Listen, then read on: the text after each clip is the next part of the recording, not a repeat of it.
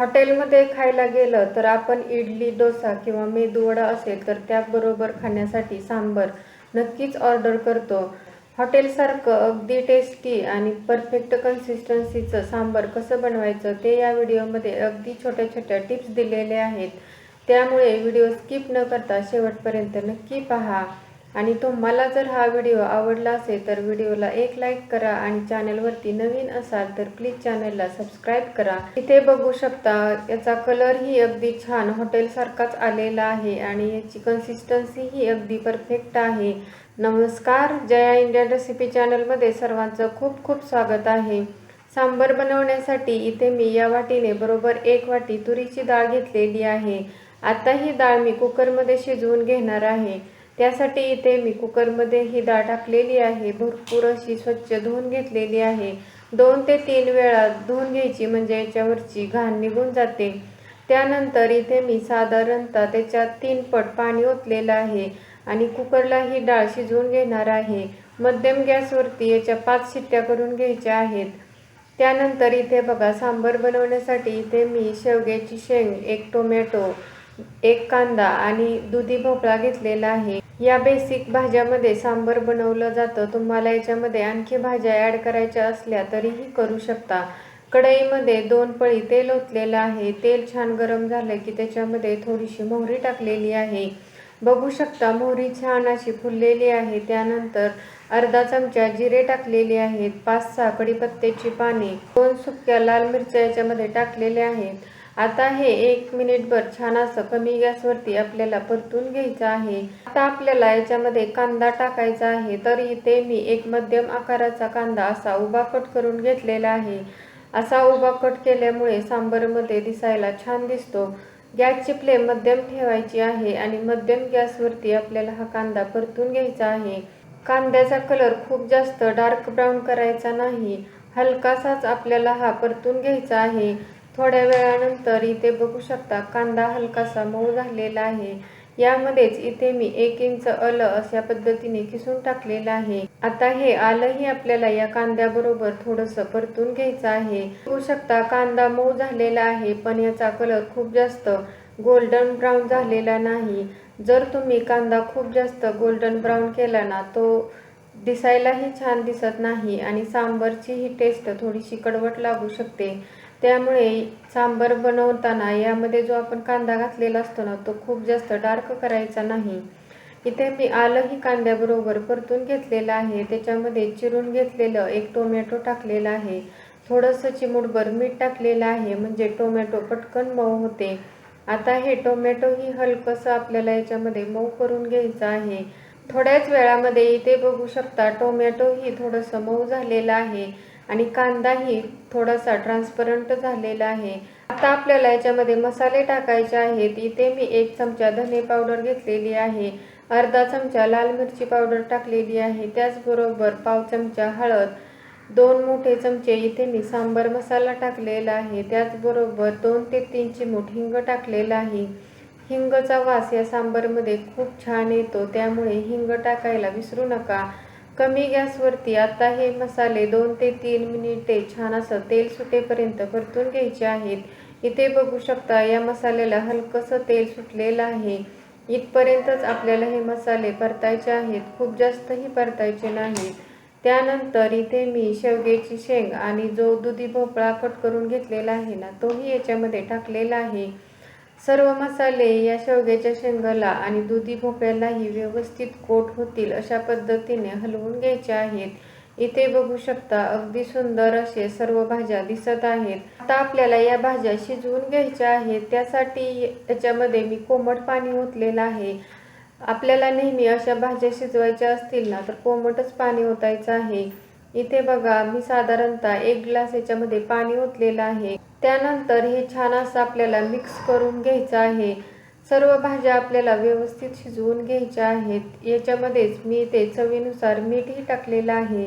डाळ शिजवताना मी मीठ टाकलेलं नव्हतं त्यामुळे सांबरला जेवढं लागेल तेवढं मीठ इथे मी टाकलेलं आहे.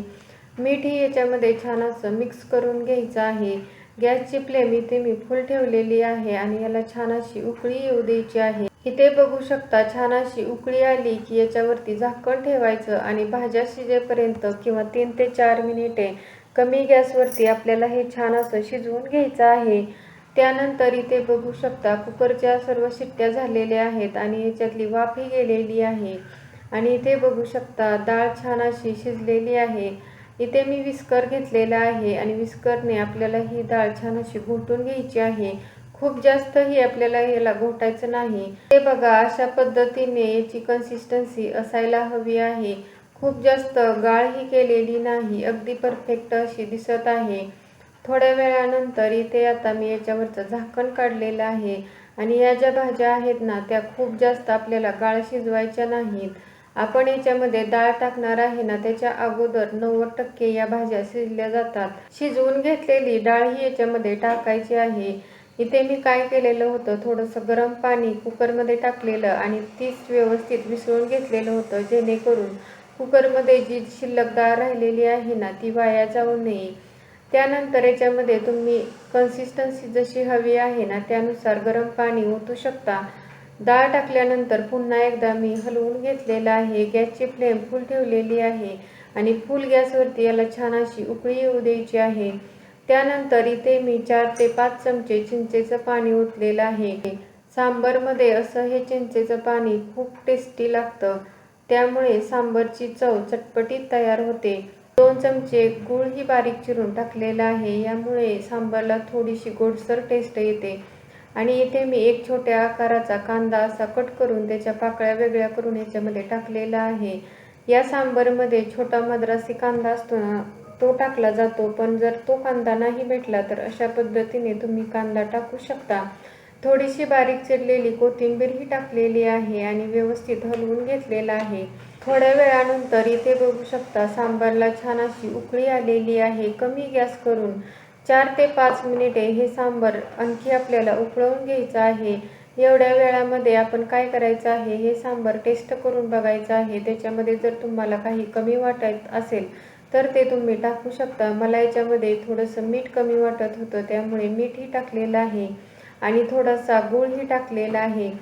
4 ते 5 मिनिटे हे सांबार छान असं उकळवून घ्यायचं आहे, जेणेकरून याच्यामध्ये ज्या भाज्या घातलेल्या थोड्याशा कच्च्या आहेत ना त्याही व्यवस्थित शिजल्या जातील। आणि काय होतं, एवढ्या वेळामध्ये डाळ ही याच्यामध्ये व्यवस्थित मिक्स होते। याच्यावरती झाकण न ठेवता कमी गॅसवरती 4 ते 5 मिनिटे आपल्याला हे सांबार छान असं उकळवून घ्यायचं आहे। कुकरमध्ये भरपूर जण सांबार बनवतात, पण काय होतं ना त्याच्यामध्ये भाज्या खूप जास्त ओव्हरकुक होतात। पण अशा पद्धतीने जर तुम्ही कढईत हे सांबार बनवलं ना तर भाज्याही अगदी परफेक्ट शिजल्या जातात, जास्त ओव्हरकुक होत नाहीत। 4 ते 5 मिनिटानंतर इथे मी गॅस बंद करून कढई खाली घेतलेली आहे। इथे बघू शकता अगदी परफेक्ट असं आपलं सांबार तयार झालेलं आहे आणि कलर तर बघा अगदी सुंदर आलेला आहे। बघू शकता अगदी कन्सिस्टन्सी परफेक्ट आलेली आहे। वरून थोडीशी बारीक चिरलेली कोथिंबीर टाकलेली आहे। भाज्याही अगदी छान शिजलेल्या आहेत। हे सांबार तुम्ही इडली, डोसा किंवा मेदूवड्याबरोबर सर्व करू शकता। अगदी हॉटेलसारखी टेस्ट आलेली आहे आणि कन्सिस्टन्सी आणि कलर तर बघा अगदी हॉटेलसारखा आलेला आहे। तुम्ही ही रेसिपी घरी नक्की ट्राय करून पहा आणि रेसिपी कशी वाटली तेही मला कमेंटमध्ये नक्की सांगा। हे आपलं हॉटेल स्टाईल सांबार तयार झालेलं आहे। हे सांबार तुम्ही इडली असो, डोसा असो किंवा मेदूवडा असो कशाबरोबरही खाऊ शकता, खूपच टेस्टी लागते। व्हिडिओमध्ये ज्या छोट्या छोट्या टिप्स दिलेल्या आहेत त्या टिप्स वापरून तुम्हीही अगदी हॉटेलसारखं सांबार घरी बनवू शकता। तुम्ही ही रेसिपी कुठून पाहत आहात तेही मला कमेंटमध्ये नक्की सांगा। हे सांबार इडली बरोबर सर्व केलेलं आहे। इथे मी ही नाचणीची इडली बनवलेली होती। अगदी टेस्टी असं सांबार याच्याबरोबर लागतं। तुम्ही एकदा नक्की बनवून पहा। व्हिडिओ आवडला असेल तर लाईक करा, शेअर करा। चॅनलवरती नवीन असाल तर प्लीज चॅनलला सबस्क्राईब करा। त्याच्या शेजारी जे बेल आयकॉन आहे तेही प्रेस करा, म्हणजे नवीन व्हिडिओचं नोटिफिकेशन भेटेल। व्हिडिओ शेवटपर्यंत पाहिल्याबद्दल खूप खूप धन्यवाद। पुन्हा भेटूया अशाच नवीन रेसिपी बरोबर। तोपर्यंत मस्त खा, हेल्दी रहा। नमस्कार।